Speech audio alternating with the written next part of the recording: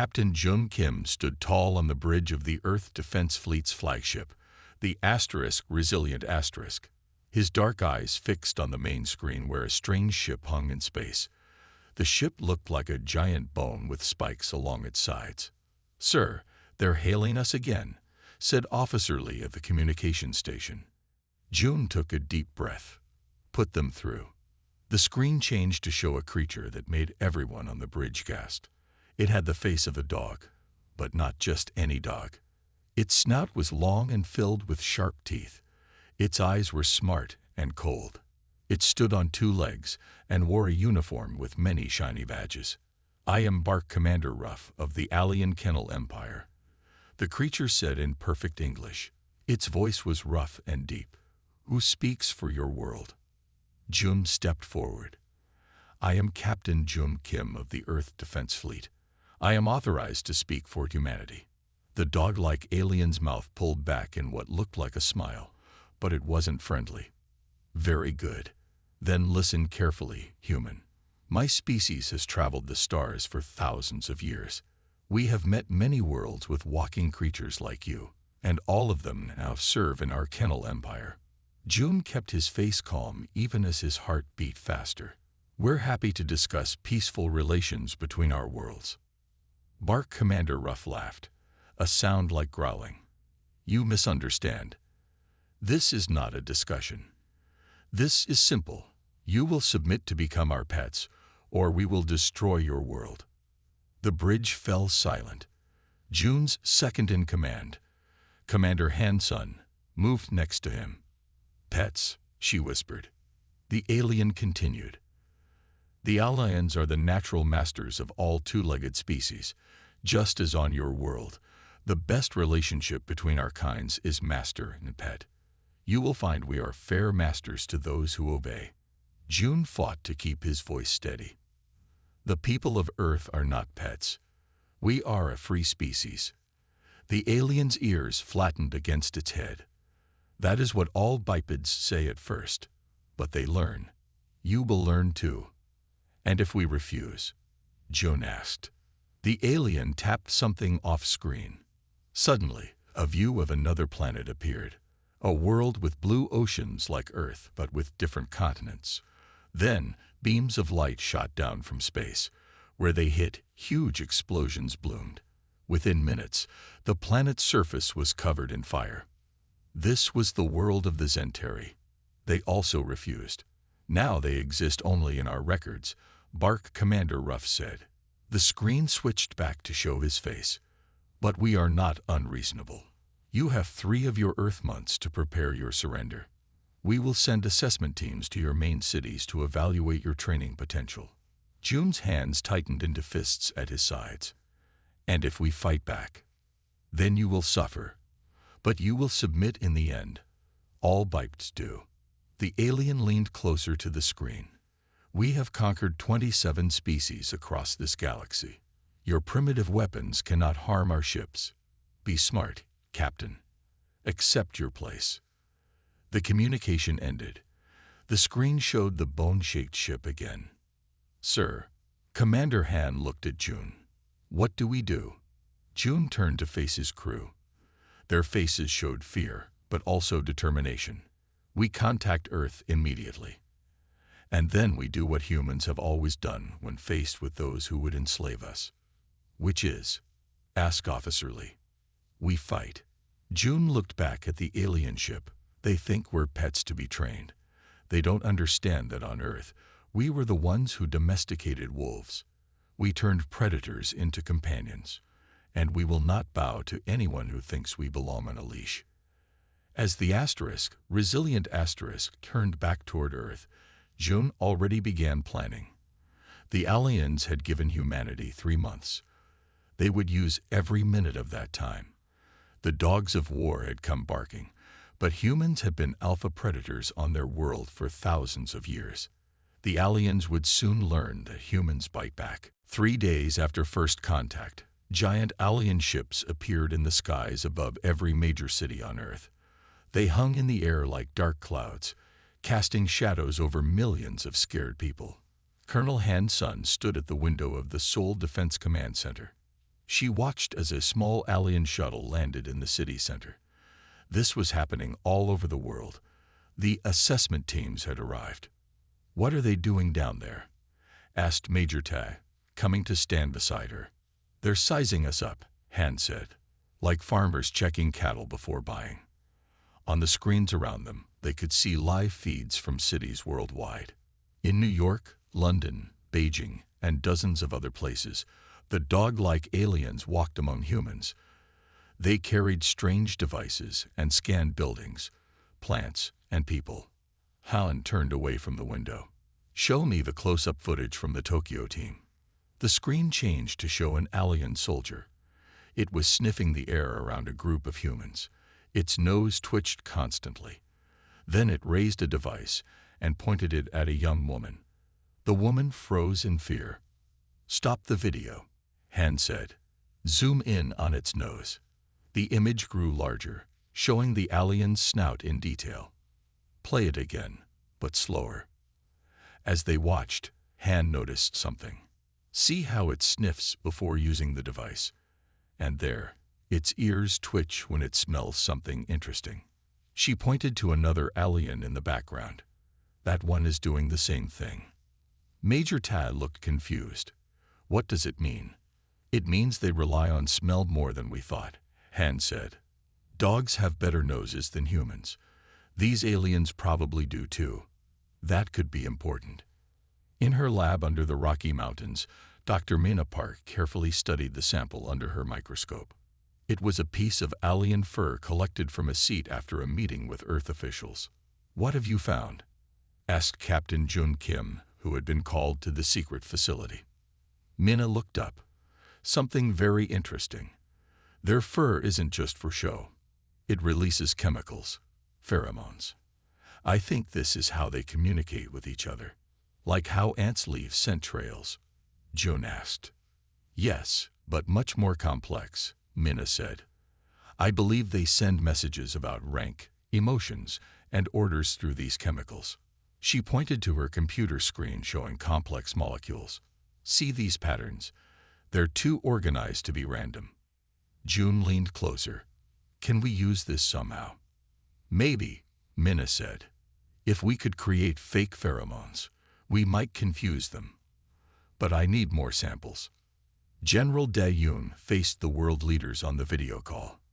Their faces showed worry and fear. "The Allians have given us 3 months," he said. "So far, they've visited 57 cities. They're learning our weaknesses." "What do they want exactly?" asked the president of Brazil. "According to our talks with them, they want complete control," Dae said. "They see themselves as natural masters of two-legged species. On their world, they evolved from pack hunters similar to our wolves. They believe this makes them superior." "But why call us pets?" asked another leader. "That's how they see all bipedal species," Dae explained. "To them, the natural order is for four-legged predators to dominate. Everything else is meant to serve." An older man with white hair spoke up. "Have they shown any weakness we can exploit?" "Colonel Han's son has a theory," Dae said, nodding to Han, who sat beside him. Han moved forward. "The Allians rely heavily on their sense of smell. They use it to communicate, to establish rank, and to detect threats. But this might be a weakness too. They seem to have trouble with certain earth smells, and they don't expect us to understand how important scent is to them." "So what's our plan?" asked the President of India. "We gather information," General Dae said firmly. "We let them think we're preparing to surrender. But secretly, we study them. We find their weaknesses, and we prepare to fight." As the meeting ended, Captain Jun looked at the satellite images of alien ships. The aliens thought humans would roll over like obedient dogs. They had no idea that humans had been pack hunters too, long ago, and humans remembered how to bare their teeth. 1 month after the Allians arrived, humans began to fight back. Not with big ships or guns, but with secret plans and hidden bases.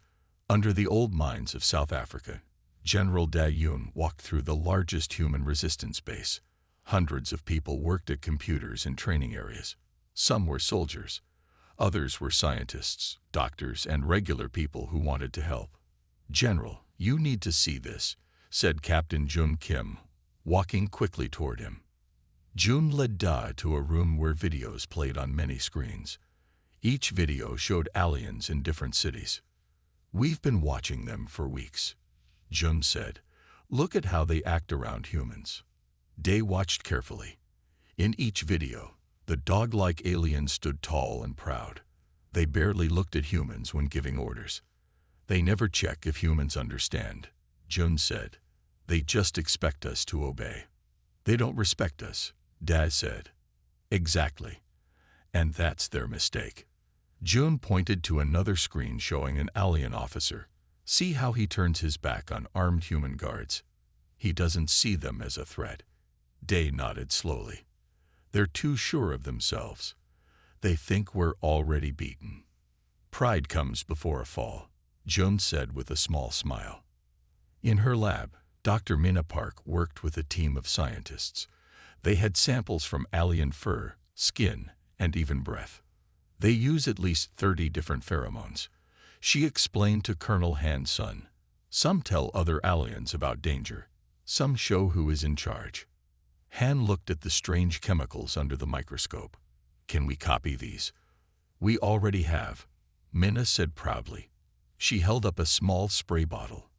"This contains artificial alien pheromones that signal fear and confusion." "Will it work on them?" Han asked. "We think so.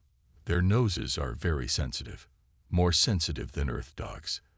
This spray should make them feel confused and scared without knowing why." Han took the bottle carefully. "How many of these can you make?" "With the right materials, thousands," Mina said. "But we need to test it first."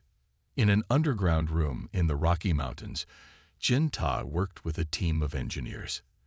They were building small drones the size of birds. "These will carry Dr. Park's spray," Jin explained to General Da. "They can fly into alien ships and bases without being seen." "How do they work?" Dai asked, picking up one of the small machines. "They look for alien fur patterns and follow them," Jin said. "When they get close enough, they spray the fake pheromones. Then they fly away before anyone notices." Day smiled. "Very clever." "We have more," Jin said. He pressed a button, and a wall slid open. Behind it was a bigger drone, the size of a car.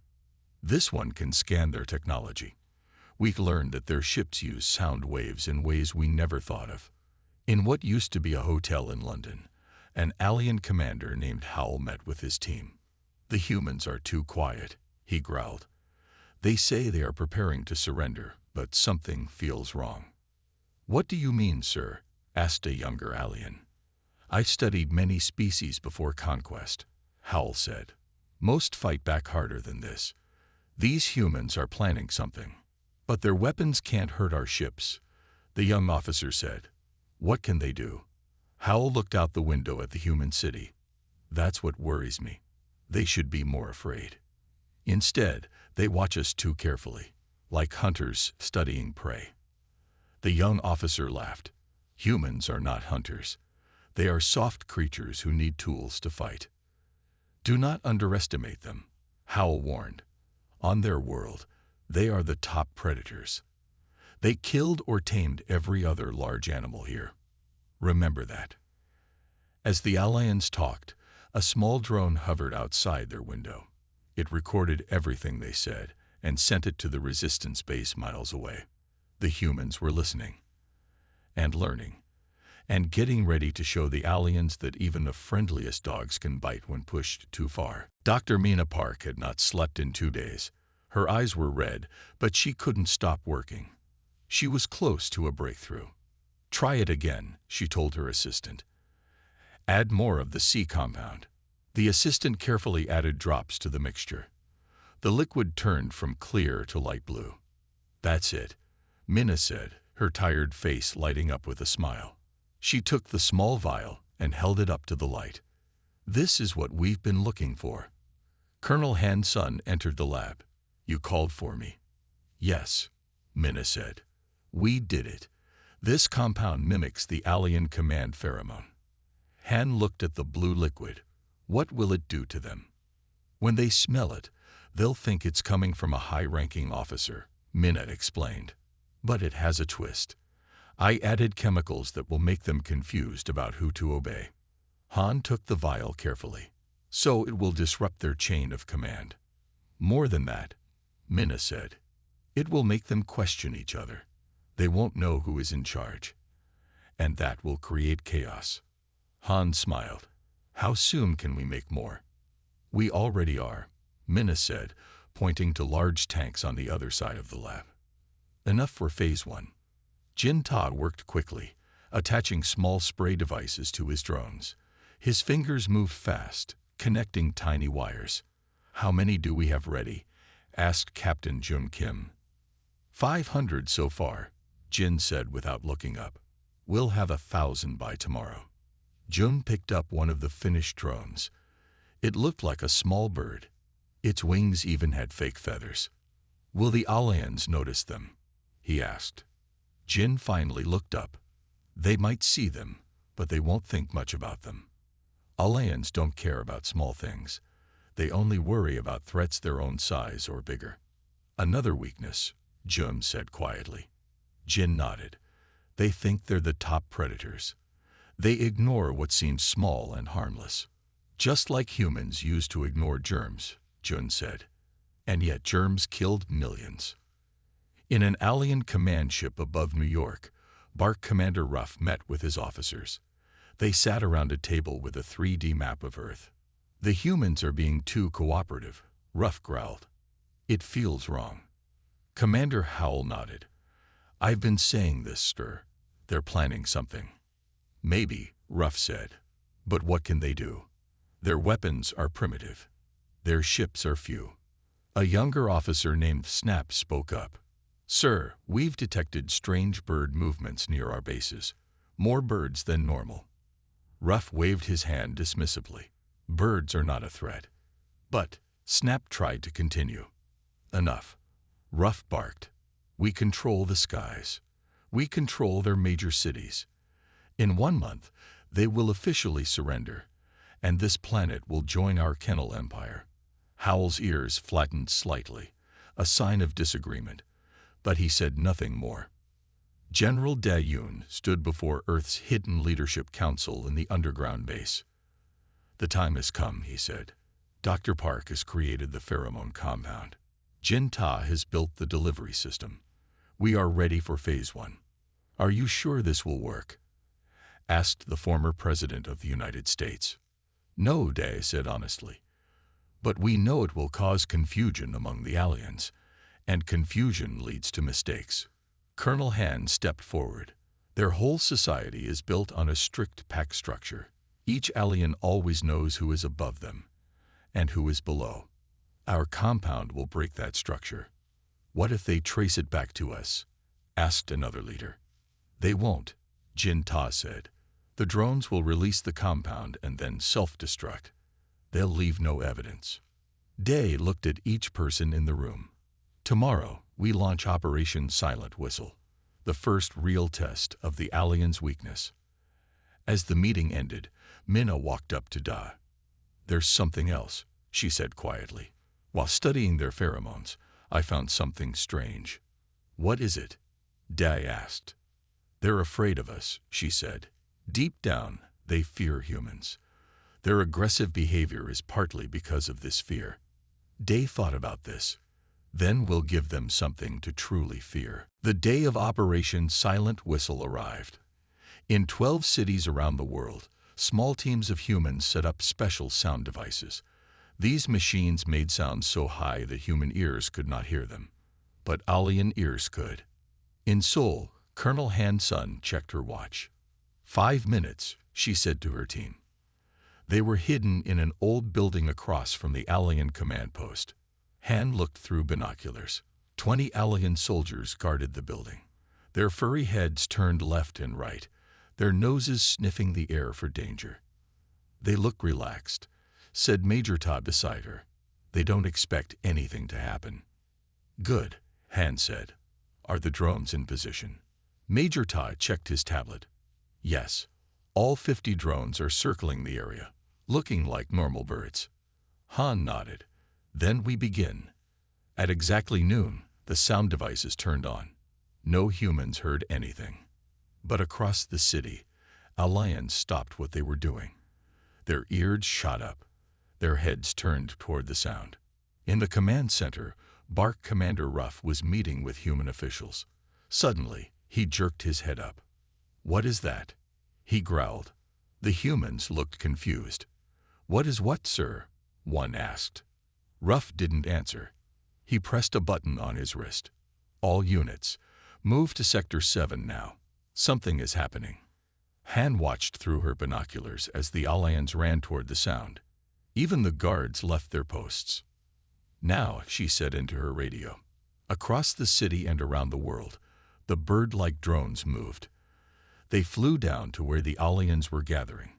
Small sprayers on their undersides released a fine mist of Dr. Park's blue compound.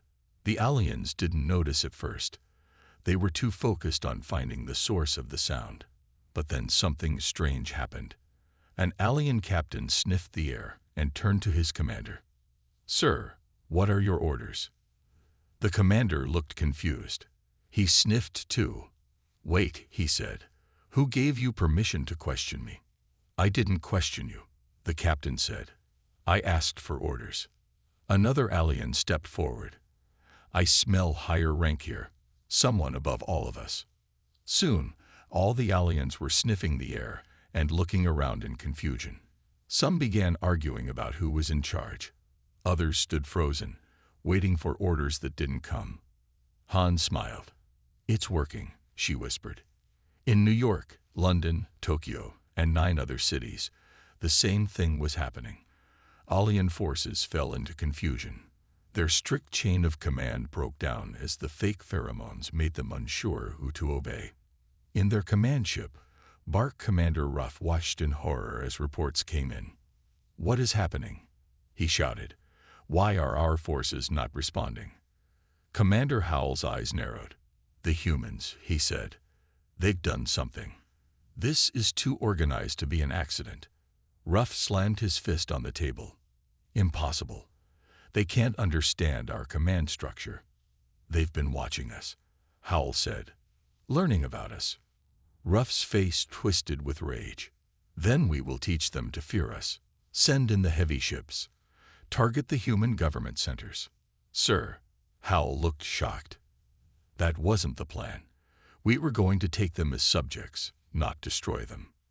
"They have forced our paw," Ruff snarled. "No species challenges the kennel empire and lives to tell about it." Han and her team were celebrating their success when the first explosion rocked the city. A beam of light shot down from the alien ship in the sky. It hit the government building in the center of Seoul. The building exploded. Fire and smoke filled the air. "No," Han whispered, watching in horror. More beams hit more buildings. People ran screaming through the streets. "They're bombing the city," Major Ta said, his face pale. "They're killing everyone." Han's radio crackled. General Dez's voice came through. "All teams, report. Are you seeing this?" "Yes, sir," Han replied. "They're bombing Seoul." "It's happening everywhere," Dez said. "New York, London, Berlin. They're hitting all major cities." Han watched as more buildings fell. Operation Silent Whistle worked. "We confused them, but we made them angry too." "This changes everything," Dez said. "Meet at backup location Delta. The real war has just begun." 3 days after the bombings, Earth was a different place. Many cities lay in ruins. Millions of people were dead. Those who survived hid underground or in the countryside. In a hidden base deep under the mountains of Switzerland, Earth's remaining leaders met. Their faces were tired and sad. "The Allians have brought in new ships," General Day reported. "They call them the Alpha Pack. They're best warriors." "How many?" someone asked. 50 ships, Day said. "Much bigger than the first ones." Captain Jum Kim stepped forward. His arm was in a sling from an injury during the escape from Seoul. We intercepted a message between their ships, he said. They are preparing something worse than bombs. He looked at each face around the table. They plan to release a disease that will kill most humans, but leave enough alive to serve them. The room went quiet. Then Colonel Han Sun spoke. How long do we have? 1 week, Jun said. Maybe less. Dr. Mena Park, who had been quiet until now, raised her hand. I might have something that can help us. All eyes turned to her. While studying their biology, I found that Allians have implants in their brains, she said. These connect them to their ships and to each other. It's how they work together so well. Like a hive mind? Asked Han. Similar, Minna said. But it has a weakness. The implants need constant signals to work. If we could block those signals, they would lose their coordination. Dai finished her thought. Minna nodded. Exactly. In another room of the base, young engineer Su Min stared at screen after screen of data. She had been studying the videos of alien ships for days. There had to be a pattern, a weakness. You should rest, Jin Ta said, bringing her a cup of coffee. I can't, she said. Look at this. She pointed to the screen showing an alien ship landing. See how the shield flickers when the landing craft launches. Jin looked closer. Yes, for just a second. It happens every time. Su Min said excitedly. When they deploy smaller ships, their main shield has to open a door. That's when they're vulnerable. Jin's eyes widened. Can we use that?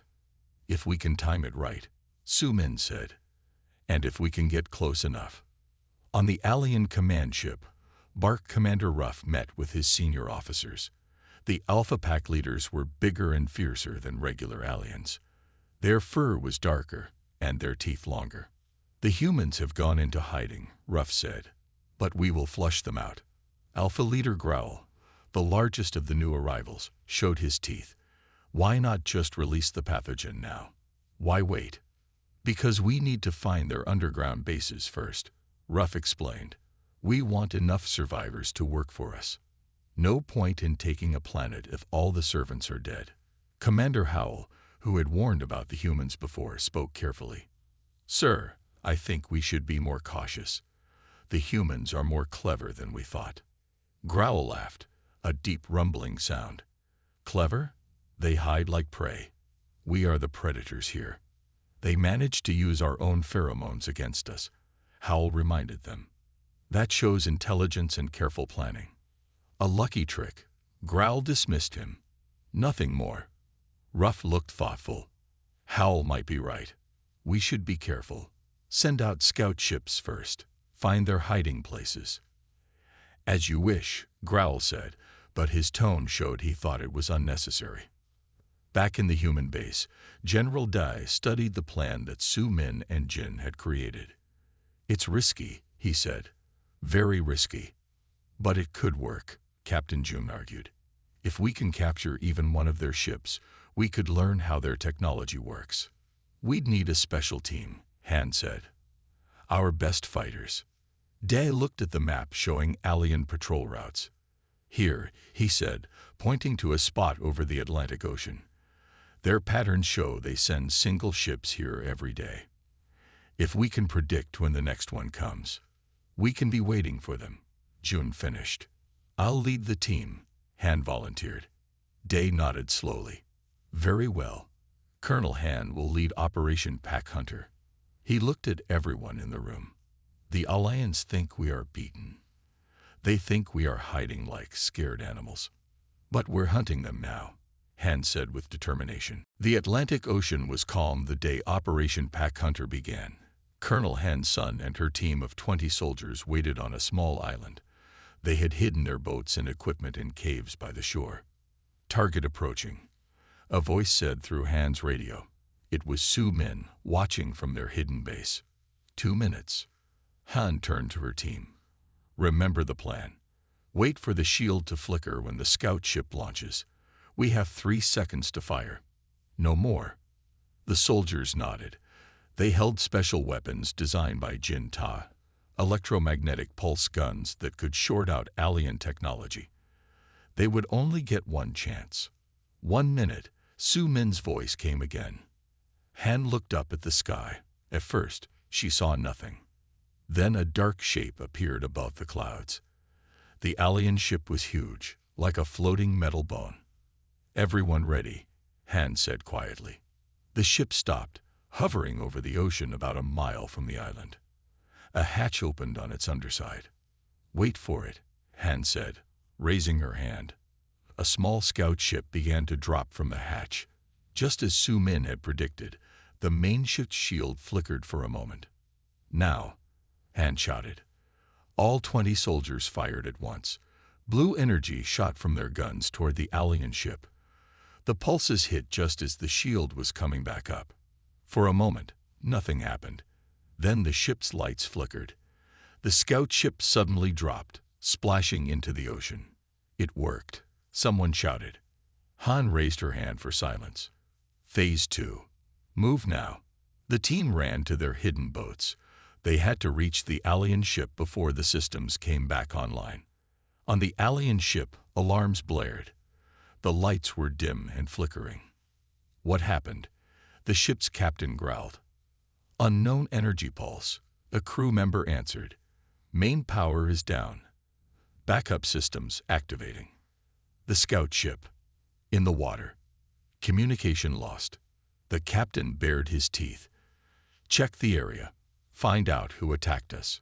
Suddenly, the ship shook. Something had hit the hull. "What was that?" the captain demanded. Before anyone could answer, the door to the bridge burst open. Colonel Han and her team rushed in, their weapons pointed at the Allians. "Don't move," Han ordered. The captain snarled and reached for his weapon. Han fired, hitting him in the chest. He fell to the floor. "Anyone else want to try?" she asked the rest of the crew. The Allians raised their hands in surrender. Half an hour later, Han contacted the base. "Operation Pack Hunter successful.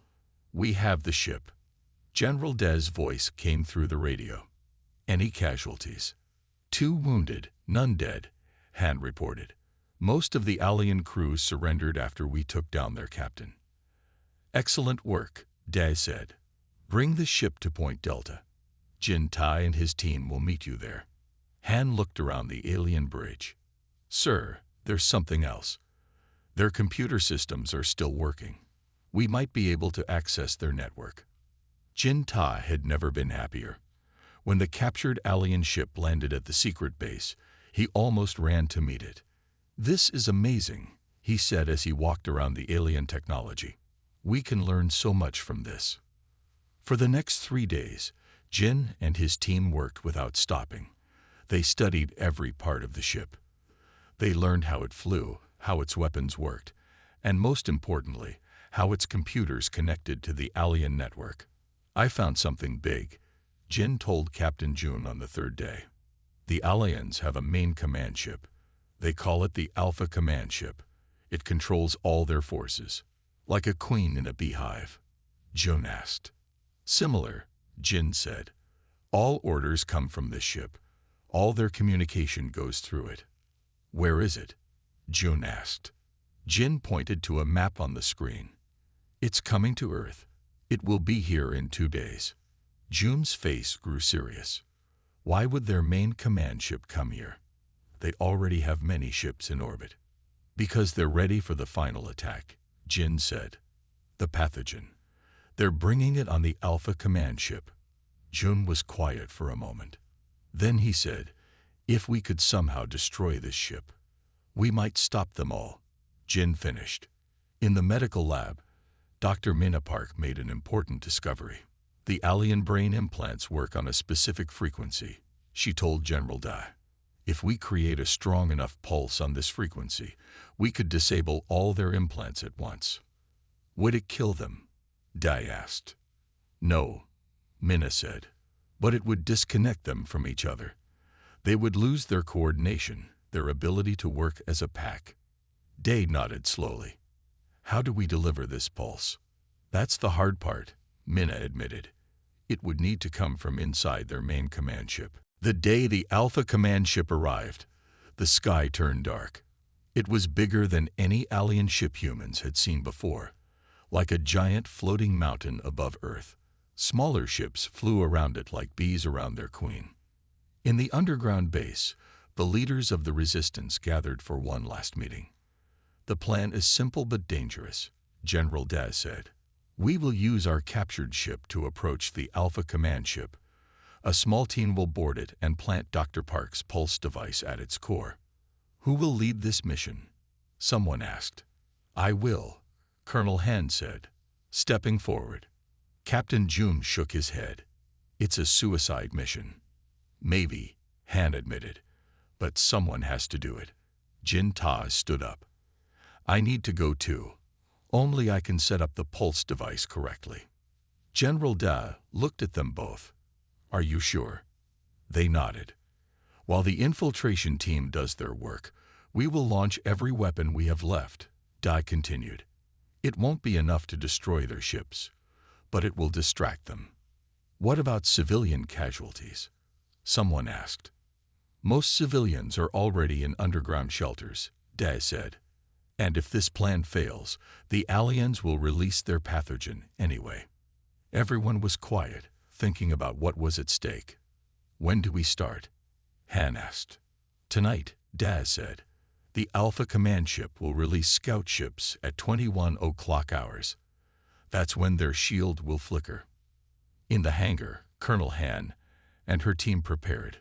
They wore stolen alien uniforms over their special suits. Dr. Mina Park checked the pulse device one last time. "Remember," she told Jin Ta, "this needs to be placed at the central computer core. It must touch the main system directly." Jin nodded. "I understand."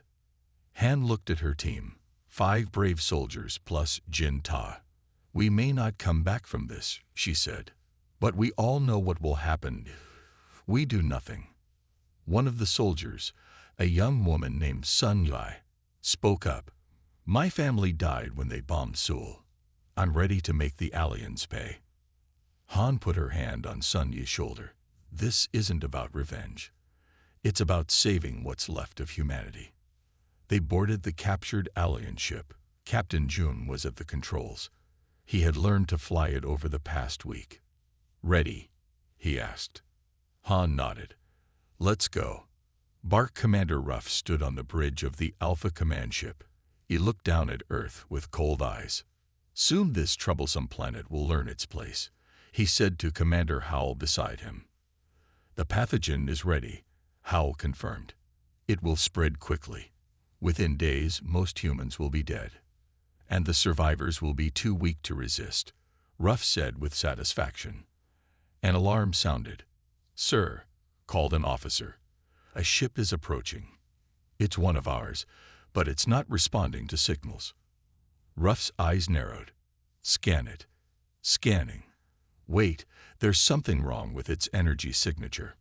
Ruff slammed his fist down. "It's the humans. They've captured one of our ships." He turned to Howell.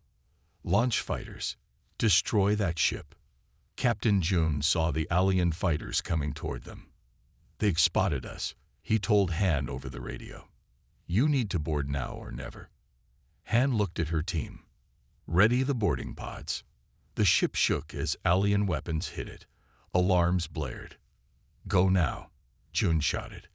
"I'll keep them busy as long as I can." Han and her team rushed to the boarding pods, small capsules that could punch through a ship's hull. "Good luck," Jum said as the pods launched. The small pods shot toward the Alpha Command ship just as their own ship exploded behind them.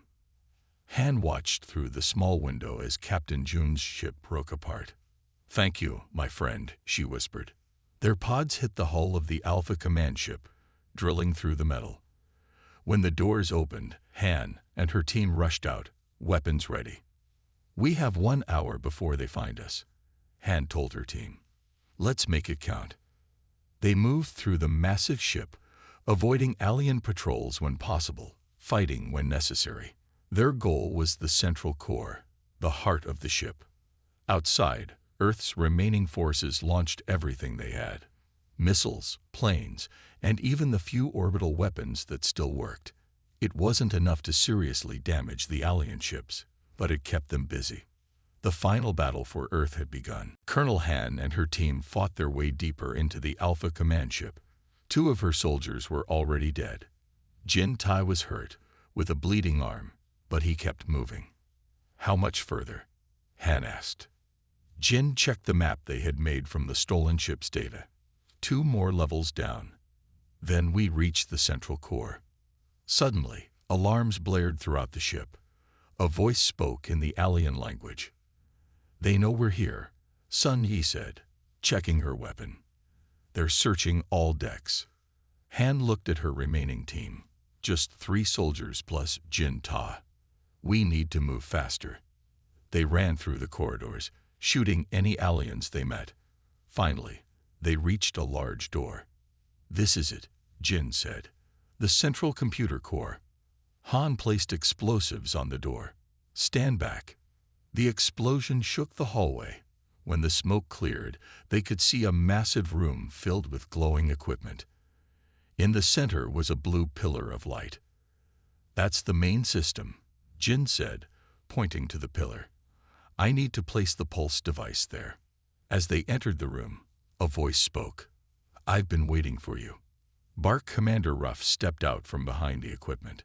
With him were 6 elite Alpha Pack soldiers, all with weapons pointed at the humans. "Did you really think you could sneak onto my ship?" Ruff asked. "I could smell you the moment you arrived." Han raised her weapon, but she knew they were outnumbered. "Put down your weapons," Ruff ordered, "or my soldiers will tear you apart." Slowly, Han lowered her gun. Her team did the same. "The famous human resistance," Ruff said, walking closer. "So weak, so disappointing." "Why do you hate us so much?" Han asked. "We never did anything to you." Ruff showed his teeth. "It's the natural order. On our world, 4-legged hunters rule. 2-legged creatures serve. It's how the universe should be." "Not on Earth," Han said. "On our world, we were the hunters.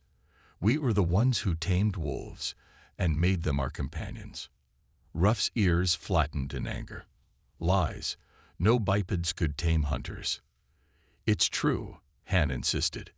"Ask your scientists. Earth dogs were once wild wolves. Humans domesticated them thousands of years ago." For a moment, doubt showed in Ruff's eyes. Then he growled, "Enough talk.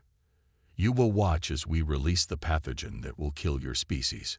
He turned to one of his soldiers. "Bring the container." While Ruff was distracted, Han caught Jin's eye. She gave him a tiny nod. Then she did something unexpected. She began to laugh. Ruff turned back to her, confused. "You laugh in the face of death." "I laugh because you've lost, and you don't even know it," Han said. Before Ruff could respond, Sun Yi suddenly threw herself at the nearest alien soldier. At the same moment, Han ducked and grabbed her hidden knife. Chaos erupted in the room. The remaining humans fought desperately against the Allians. In the confusion, Jin Ta slipped away. He ran to the central pillar, the pulse device clutched in his hand. Han saw an alien soldier aiming at Jin. She threw her knife, hitting the alien in the throat. But another soldier fired, hitting Han in the chest. She fell to the floor. Jin reached the central pillar. He attached the pulse device and activated it.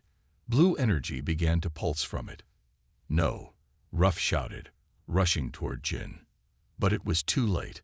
The pulse spread throughout the ship, throughout the entire alien fleet. Every alien suddenly froze, their hands going to their heads. The neural implants that connected them had shut down. Jin rushed to Han's side. She was still alive, but barely. "Did it work?" she whispered. "Yes," Jin said. "It worked. They can't communicate with each other anymore." Han smiled weakly. "Then get to the control room. Send the message." 1 hour later, Jin Ta stood on the bridge of the Alpha command ship. All the Allians were locked up. Using the ship's communication system, he sent a message to every alien ship. "This is Earth. Your command structure has been disabled. Your ships are surrounded. We have developed a pathogen that targets only alien biology. Surrender now, or we will release it." Within minutes, white flags appeared on screens across the alien fleet. The mightiest empire in the galaxy had been defeated not by superior force, but by human ingenuity and courage. As Jin helped the injured hand to the medical bay, she asked, "What did we just prove to the galaxy?" Jin smiled. "That humans aren't anyone's pets, and that even the fiercest dogs can learn new tricks."